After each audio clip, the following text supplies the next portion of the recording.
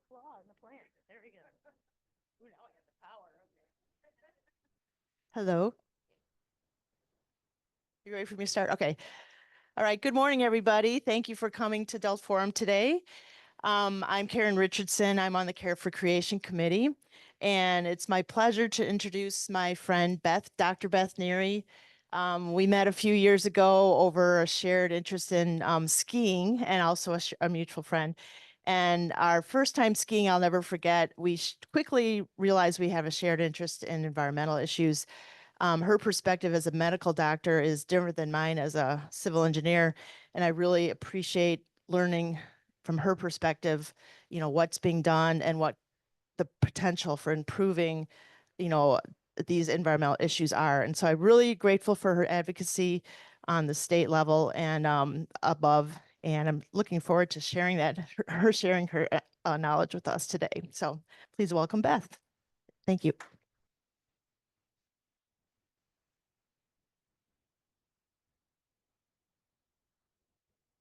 Yeah. Okay. Well, thank you, Karen. Yeah, we love biking and skiing together, so it's a lot of fun. So, I'm going to talk to you today about PFAS. And on some level, this is going to be a slightly depressing talk, but I feel like you need to know things and understand them in order to change them. And sticking your head in the sand just never works. We saw what they did in Flint when they had that lead in the water. They stuck their head in the sand, and all they did is the issues got worse. So we're not sticking our heads in the sand. Hey, I have a friend here, another friend.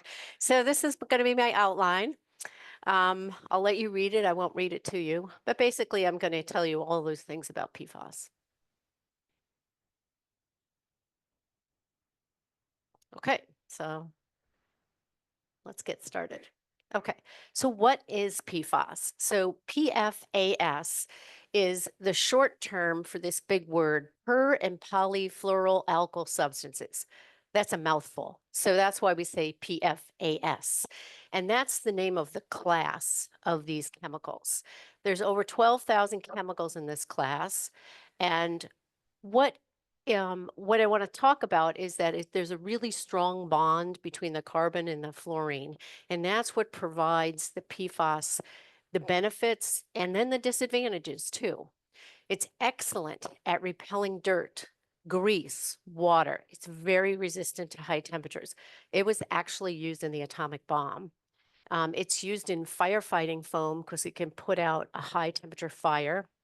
So it had good beneficial uses until we realized the effects on health. So this is the chemical structure, and all I'm just going to tell you is this bond is very strong between the carbon and the fluorine. It does not exist in nature. It was created in a lab back in the 30s or 40s.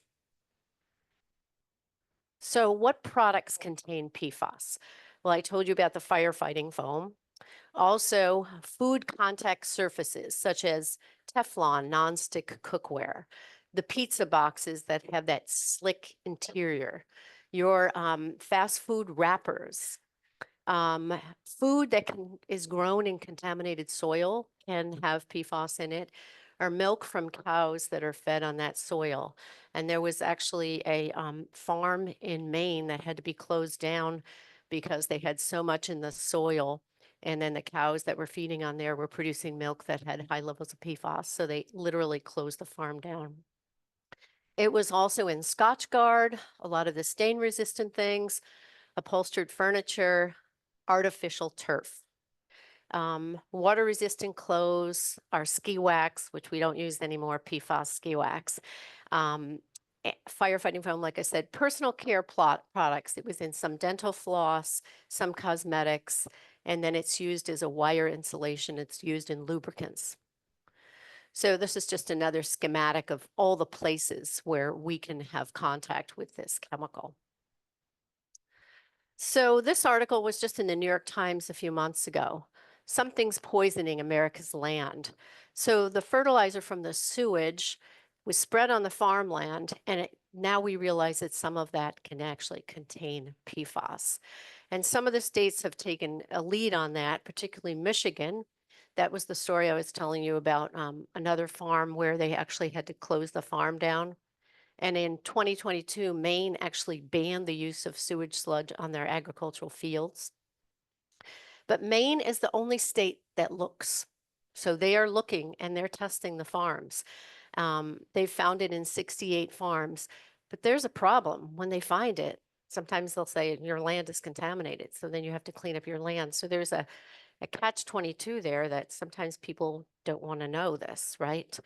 But the DNR is actually requiring PFAS testing of sewage sludge now.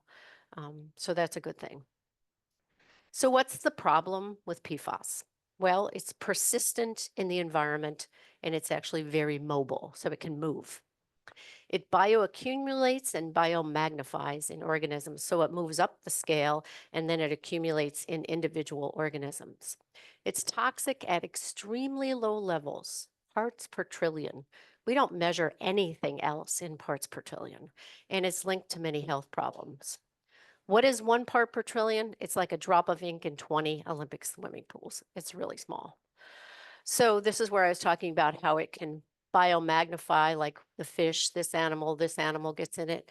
It's been found in polar bears up in the Arctic. It's in the air, and it can bioaccumulate. So here's 98% of Americans actually have it in their blood, which is disturbing. However, let me tell you one thing that's kind of encouraging. This one right here, the green one, PFOS, that's now banned in the United States. Once it was banned, our blood levels went down. So when we have regulations, we can actually improve these situations. So what about PFAS levels in Wisconsin? We do a thing called the Survey of the Health of Wisconsin. It's a look at specifically people in Wisconsin. And then there's a national survey of health issues, and that's called NHANES. But when we compared Wisconsin to the national levels, we actually had slightly lower levels. It tends to be higher in older adults, which makes sense. We've been here on the planet long, we're exposed to more things. And males and whites had higher levels. Don't ask me why, I don't understand that one. So this is a slide from the Environmental Working Group. And this was the PFAS contamination in the United States as of 2021. So what this shows you is the dark blue is like drinking water that they've found it in. So you look and you say, boy, Michigan, New Jersey, where I'm from originally, you're in big trouble, right? Look at all these states. So one of the risk factors of having your water contaminated is living near a military base or an airport. So now let's see what happened when they looked at it again. When people started to look more, look what happened in 2024. Now we're seeing once we're looking for it, we're finding it. So does anybody know this? Have anybody seen the movie Dark Waters? If you haven't, I recommend you watch it. It's on Netflix. And this is a great story. So there was a farmer in West Virginia who was right down the road from the DuPont plant where they made Teflon. And his herd of cattle, basically almost all of them died. And he was concerned that the water was coming down from that plant up the road. Well, he's, a regular guy, a farmer, and he talked to one of his friends in town, and she said, my nephew or grandson is a big hotshot lawyer. Let's get him involved. And so this is the whole story of Dark Water. So he did take the case because it was his grandmother's friend. And they actually realized that, yes, it was the PFAS in the water that was killing his cattle and doing all these kinds of things. So they actually kind of won the case, believe it or not, against DuPont.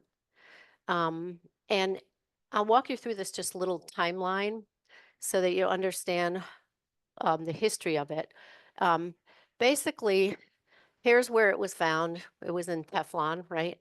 And early on, when he did like discovery, when the lawyers are getting all the information, they realized that there was unpublished studies that DuPont was doing and actually knew that there were some adverse effects in monkeys. They found it in the blood of their workers. Look at this. This is 70s and 80s.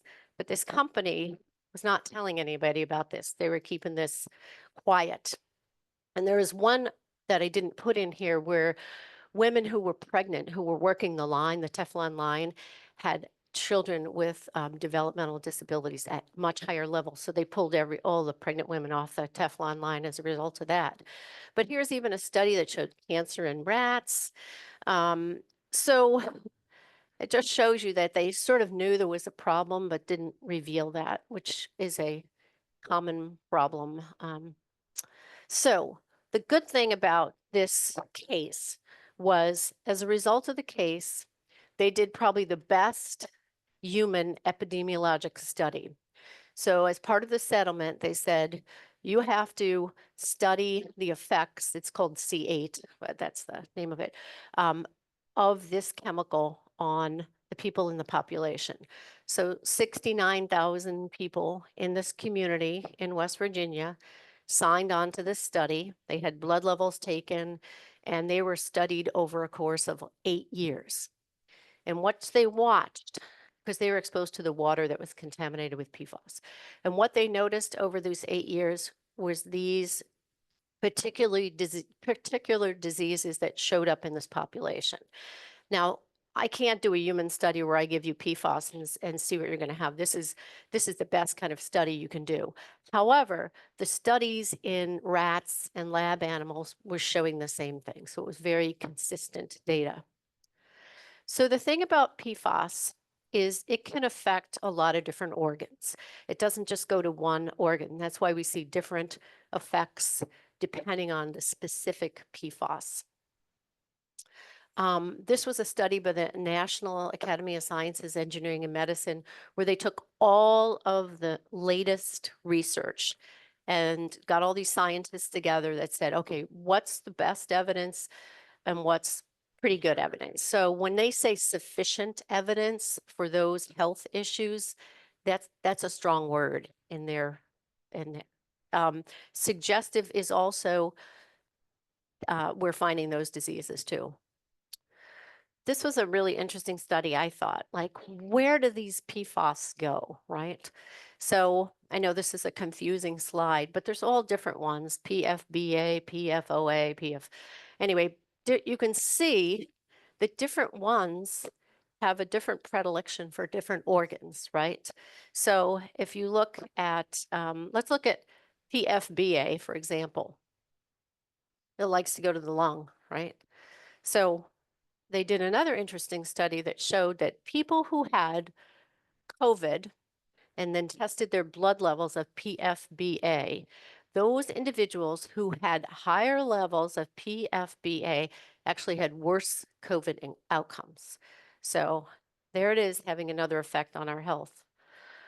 Why are children more susceptible? I'm a pediatrician, so I'm always banging the drum about why children are the canary in the coal mine for any environmental issue, is because they have so many different aspects to them. All their organs are growing. They have different absorption and metabolism. They drink more water and breathe more air in proportion to their body weight. So if something is in the water or something's in the air, a child's going to have more of an impact. And they have a longer lifespan to accumulate these chemicals. So what puts you at a greater risk of exposure? Well, I said the fetus, infants, and children are the highest. If you have underlying health issues, certain occupations, if you're a firefighter, you have a higher risk. And where you live, if your community is affected by PFAS in the water. So here's how we're exposed. This is a really busy slide, but I will just say, I'll do the next slide. This is easier. So how are we exposed? Water, contaminated drinking water. Food, various types of food, but fish is way up there. Food packaging, sometimes in the air, but that's not a major one for us, and your occupation. So this is what they were telling doctors to do. They were supposed to test people if they worked in the fluorochemical industry, if they were a firefighter, if they had contaminated drinking water in their community, if they served in the military, if they lived near an airport. And these are the questions that still kind of are out there. Like, is PFAS passed through breast milk? Actually, it is. The lab tests, we can do lab tests for it. It's very expensive. Only certain labs can do it. And then how do we interpret the labs? That's really the big challenge. And what advice do we give to patients to decrease their exposure? So what about PFAS water in Wisconsin? Okay, so this is the state of Wisconsin, and these are our known PFAS sites. So we have a big site right here, just around Green Bay, and that's where the Tyco firefighting foam is actually produced. And what happened there is still they're in a big legal battle. The people in Marinette, Wisconsin have been on bottled water for probably 8+ years, because what happened is the Tyco's plant, maybe I can show you a picture. This is a overview of the plant up there, and see, there's the foam. Well, the foam actually leached into the soil, and then it traveled in the soil, and it contaminated the wells of people miles away. So they're in a battle with Tyco's and Johnson Controls about who's going to pay for this cleanup. And right now they are paying for all of these individuals to have bottled water. So if you walk along Lake Monona, you'll see this. There's a fish advisory. It's not very clear, but it basically says pregnant women and children should be cautious about eating fish from this lake. So even here in Madison, we had an issue with PFAS. So well 15, which is right next to the airport, they found had elevated levels of PFAS. So they closed the well. Most likely, it was from the PFAS that was used at the airport. Because what they do sometimes is they actually practice with it. They don't do that anymore. So when they get ready to have if a plane's going to go on fire, they have to be ready for it, right? But now they practice with other stuff. And I believe that the Madison is not using PFAS in their firefighting foam at this point. But we still have to deal with well 15. And so we are actually putting in a treatment plant there to get rid of PFAS and a few other things that shouldn't be in our water. It's an expensive battle, and so who pays for that? And that's another big battle that we're dealing with on the state level. So is it the taxpayers? Is it the person who did the pollution? That's what it comes down to. So actually, a good thing about Madison is they've tested the PFAS in all of our wells. You can go on the Madison Water Utility, you can look up your well and see what the PFAS levels are. But overall, they're actually pretty good, except for well 15, I have to say. So that's a good thing. Regulation is critical. So right now, the EPA came out with new drinking water standards. So for these specific PFASs, PFOA and PFOS is supposed to be 4 parts per trillion, and then a complicated thing for the other ones. What can you do to minimize your exposure while we wait for all these regulations and all these other things to come into play? So what you can do, number one, know the PFAS level in your drinking water. And we have that information in Madison, so that's a good thing. Cook with stainless steel, cast iron, glass, or ceramic. We don't need Teflon. I can scrub a pan pretty easily with, I don't need to have that, right? Avoiding nonstick pans. Avoid food prolonged in grease-proof bags or containers. Sometimes I even take my own glass container to a restaurant and ask them to put it in there. Skip the microwave popcorn from the PFAS bags. The DNR website has a lot of information about PFAS in fish. So if you're a big fisherman, I would go to that resource. And choose products anywhere from carpets to clothing to dental floss that don't contain PFAS. So one of the things that if you did have PFAS in your water, what could you do? You could use a reverse osmosis system or a 2-stage filter. If you go to the hardware store now, you'll actually see the filters, and some of them will say remove PFAS. I'll go with that. Bottled water is very confusing. I tend to not drink bottled water because I'm more concerned about the plastic that might be in that bottle. But if I am drinking bottled water, Look at all these. So drinking water, artesian, mineral, blah, blah, blah, blah, blah, blah. The only one that I know is not going to have PFAS in it is what that's called purified water. And it will say reverse osmosis treated. So right now, the FDA has no regulations for PFAS in bottled water. So you really have to pick purified water if you're going to drink it. So, okay, now some good news. Okay, in February of this year, the FDA announced that any substance containing PFAS using as a grease-proof agent in your hamburgers or that they can't do it anymore. Okay. However, it's going to take about 18 months for us to get rid of all the products that are already out there, right? Cleanup is critical. We have to do that. But what we really need to do is stop the flow of PFAS into the environment. So here's some of the things that are happening around the US. So some of the states have taken the lead on legislation. Those 4 states have banned it in food packaging. Minnesota, our neighbor, is going to ban it in ski wax, carpet, fabrics, children's products, cosmetics, and cookware by next year. There's a few federal mandates out there, and some of the industries have even taken a lead. If you'll notice here, Home Depot said that they stopped using carpets and rugs with PFAS for many years now. Burger King, well, they have to do that because it's a new regulation. Starbucks removed it from their packaging, and then the shoe company Keen doesn't use it in their products. So what's happening in our state? So we got some federal funding to some Wisconsin communities for cleanup. Specifically, Wausau got some money because basically all of their municipal wells were contaminated with PFAS. We got some money from the infrastructure bill. The state actually budgeted $125 million for testing and cleanup. We're waiting for this to be spent. It's just sitting there. And there was a bill last year on like how to use that money, but I'm with an environmental group that actually lobbied against that bill because what it did is it gave the polluters a buyout.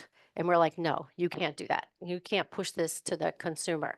So that bill got squashed. So now we have to work on something else. The DNR is currently proposing groundwater standards for PFAS because if you have a well, your well water comes from groundwater standards. So they're in the process of doing that. So that's a good thing. So here's another opportunity if you want to learn more about environmental things. My group, the Wisconsin Environmental Health Network, we do a conference every year on campus. And this year's conference is going to be all focused on plastics.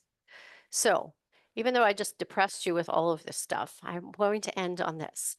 Every citizen can affect their future. There's power in connecting with your community.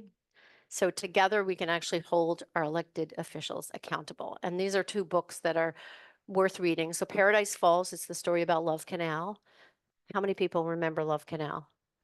Yes. When I talk to young people, they look at me like, huh? What's Love Canal? And I'm like, you need to read this book. And then this is a really good book too. It's about the Paper Valley, and it was how they actually did clean up the PCBs there. So what I want to say is we need to be informed, but then we need to do something about it. So thank you.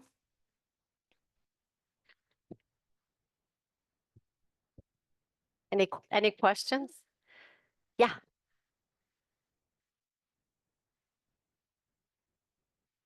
In the latest Time magazine, there's a short article that suggests that they've found a way to destroy PFAS. I don't know anything more about it, but in the latest article, it's there.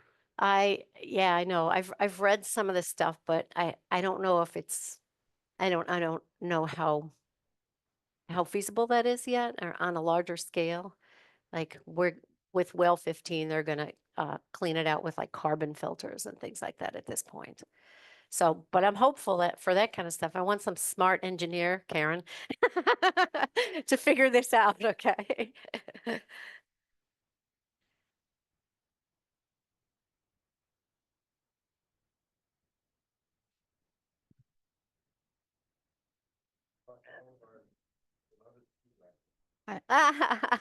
There's other ski wax you can use. I know they should. Why would you want all that in your snow and get in your water? Yeah, I think that's a good thing, Peter. Hi, thank you. It was kind of fast for an old person. Oh, sorry. No. So the slide that showed us the amounts by organs of the body, Uh-huh. it's pretty high for the brain, right? It depends on Yeah. which one it is. The specific ones go to different places. So Mhm. some go to the liver. I know that. Yeah. But I'm saying on whatever that one slide was, Mhm. there were two that were very high, and one was related to the brain. Okay. And you didn't speak to that. And I was wondering whether you could a bit. I think that's the one. Yeah. Mm-hmm. Yeah. Yeah. This one. Yes. Mm-hmm.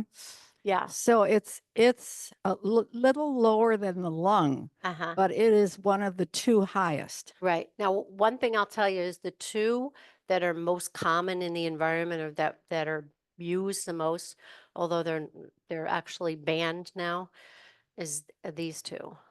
So those were the two that were studied the most and most prolific. I don't know how much that one is used. So Ah, that was okay. So use needs to be factored in as well, right, and may not have been. right, right. Okay. Yeah. But I mean, any of these chemicals can get to the brain, right? I mean, anything. So,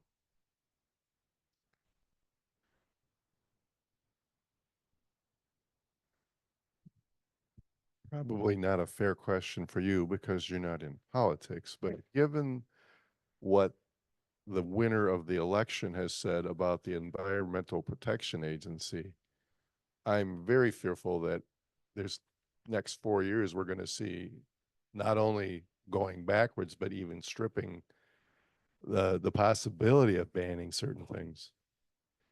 Do you have any reason to give me hope on that? uh, I think it's going to be up to individual states to really, so whenever like there's a regulation passed, it always seems like it's really hard to do it nationally, right? And so what I find is there's a lot of power in individual states. For example, California took the lead on what is it called? The flame retardants that used to be in our furniture, right? California took the lead and banned it in California. Because California is such a big market, all the furniture manufacturers took this flame retardant chemical out of their products. They're not going to make couches for California and then different couches for Wisconsin, right? So what I see is some of these states can take the lead on environmental things and sort of push something. So I see a lot of power in states to really kind of take that lead. So I'll go. I had a similar question. I mean, you mentioned the Wisconsin DNR for a number of our efforts around here, so that was nice. My other question is actually kind of the reverse of the bioaccumulation. How long and how do we get these chemicals out of the body? Can you, or do they only accumulate? It's a really slow process. Like some of them are in your body for 10 years, depending on the chemical, 10 years, 15 years. I've seen up at 20. Yeah.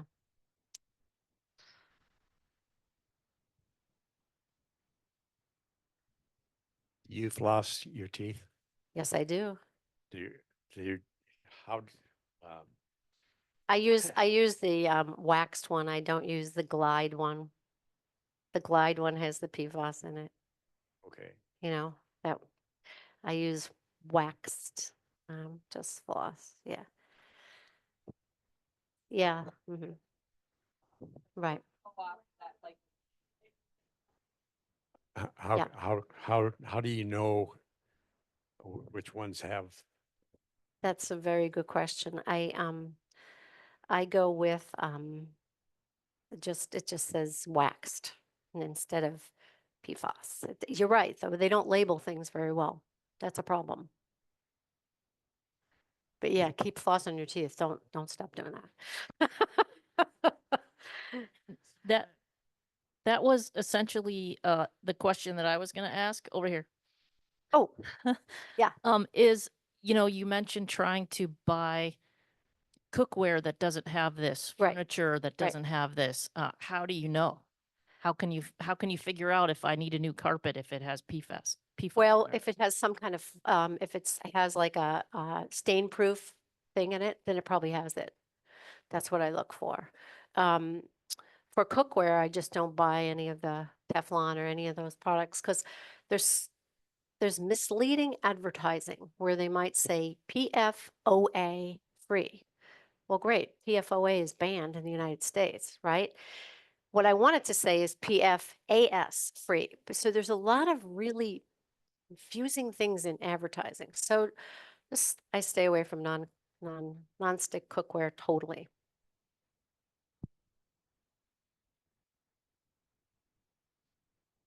Yeah. When you buy like a new car and the interior is leather, you have the option if you want to have it treated to be more non-stick. Would that also be something? Probably, We try yeah. not to do that. Yeah, but I don't do any of those treatments. I was just wondering if that's also something that can be done that many people may have a choice about. Right. Yeah, my big concern as a pediatrician is car seats still have certain chemicals in it. It drives me crazy. But anyway. Any other questions? Yes. This is as a pediatrician, how bad are fragrances? I know this isn't a PFAS question. Okay. I read that puberty used to start at 11 years old and now it starts at 6 or 7 years old. And fragrances are maybe, Right. there's something to that at least, right? Yeah, so there'd be a whole nother lecture where I would talk about endocrine disrupting chemicals, BPA and phthalates. So phthalates are in fragrance and BPA is in a lot of our plastic bottles. And yes, so those are more other chemicals that I try to avoid. So that's why I try to stay away from plastics. I don't put any plastic in the microwave. I pretty much don't have plastic in my house. That's a whole nother lecture where I could go into all that, but you're right. You're right. There's issues with that. And it's called endocrine disrupting chemicals. So it's chemicals that mess with our endocrine system. There's a whole bunch of them. But PFAS is not, Oh, it is. that is It is. It's in the class. Oh, yeah. Because remember the slide I showed you, like all the different places it can go. It can affect thyroid hormone. It could affect a lot of different things. Yeah.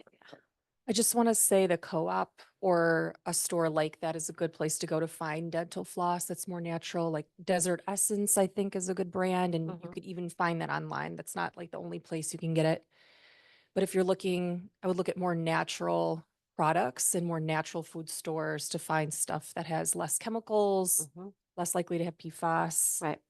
But even Target has cast iron pans now, so they're super accessible. Yeah. And can you please come back and do another lecture on plastics or You want endocrine BPA disruption or phthalates? I have a whole anything? lecture on that one. My kids are always teasing me like, Mom. Yeah. Karen? You talked a little bit about the legislation in Wisconsin and that there's going to be, that one bill was, whatever, it stopped. But what's the next step forward to spending that money and how does that look in the near long term? So, it's complicated. I'm on like a PFAS advocacy statewide committee, and we have people from like French Island, we have people from Marinette, Wisconsin, from all over the state, and then we have some environmental groups like the League of Conservation Voters, Midwest Environmental Advocates, and basically we go up and talk to the legislators about, we need to help these communities that already are contaminated. I mean, French Island, their whole water supply has been affected. So it's a work in progress, Karen. The money's sitting there. It's just it's ready, and they just haven't said, how are we going to spend that money? Yeah. I think maybe she's asking what I was wondering, which is if, we have a 2-year state budget cycle, that is my understanding. Is it spend it and lose it, or is it this is allocated until it's spent? I don't know that answer to that. Go ahead. I don't know the answer specifically for this. but it will depend on whether it's a continuing appropriation or not.